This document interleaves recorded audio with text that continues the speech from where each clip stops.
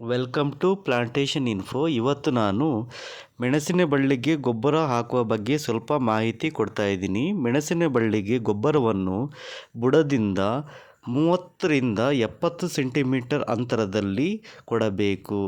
ಗೊಬ್ಬರವನ್ನು ಹಾಕುವ ಮೊದಲು ಬುಡದಲ್ಲಿ ಸ್ವಲ್ಪ ಕ್ಲೀನ್ ಮಾಡಿ, ಅಂದರೆ ಕಸ ಕಡ್ಡಿಗಳಿದ್ದರೆ ಅದನ್ನು ಸ್ವಲ್ಪ ದೂರ ಮಾಡಿ ಅದರಲ್ಲಿ ಗೊಬ್ಬರವನ್ನು ಹಾಕಬೇಕು.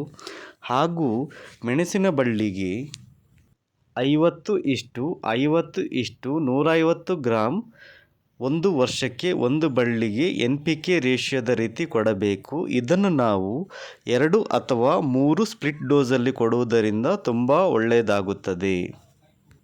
ಏಪ್ರಿಲ್ ಅಥವಾ ಮೇ ತಿಂಗಳಲ್ಲಿ 2 ಅಥವಾ 3 ಇಂಚು ಮಳೆ ಬಂದ ನಂತರ 1 ರೌಂಡ್ ಗೊಬ್ಬರ ಕೊಡುವುದರಿಂದ ಮೆಣಸಿನ ಬಳ್ಳಿಯಲ್ಲಿ ಉತ್ತಮ ಇಳುವರಿ ದೊರೆಯುತ್ತದೆ. ಹಾಗೂ ಈ ರೀತಿಯ ಗೊಬ್ಬರವನ್ನು ಹಾಕುವಾಗ ಮೆಣಸಿನ ಬಳ್ಳಿಯ ಬೇರುಗಳಿಗೆ ಡೈರೆಕ್ಟಾಗಿ ಟಚ್ ಆಗುವುದನ್ನು ಅವಾಯ್ಡ್ ಮಾಡಬೇಕು. ಹಾಗೆಯೇ ವರ್ಷದಲ್ಲಿ 2 ಸಲ ಕಾಂಪೋಸ್ಟನ್ನು ಅಪ್ಲೈ ಮಾಡಬೇಕು.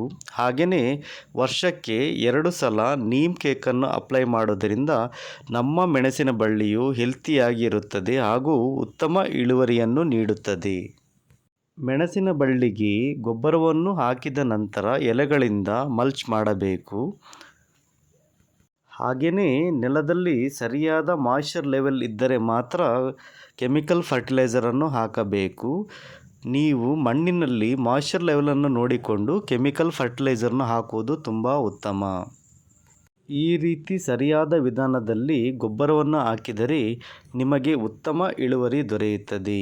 ಈ ವಿಡಿಯೋ ನಿಮಗೆ ಇಷ್ಟ ಆದರೆ ಪ್ಲೀಸ್ ಲೈಕ್ ಮಾಡಿ. ಹಾಗೆಯೇ ನಮ್ಮ ಚಾನಲನ್ನು ಸಬ್ಸ್ಕ್ರೈಬ್ ಮಾಡಿಲ್ಲಾದರೆ ಪ್ಲೀಸ್ ಸಬ್ಸ್ಕ್ರೈಬ್ ಮಾಡಿ. ಹಾಗೇ ನಿಮ್ಮ ಫ್ರೆಂಡ್ಸಿಗೆ ಕೂಡ ಶೇರ್ ಮಾಡಿ. ಏನಾದರೂ ಡೌಟ್ ಇದ್ದರೆ ಕಮೆಂಟ್ ಮಾಡೋದನ್ನು ಮರಿಬೇಡಿ. Thank you.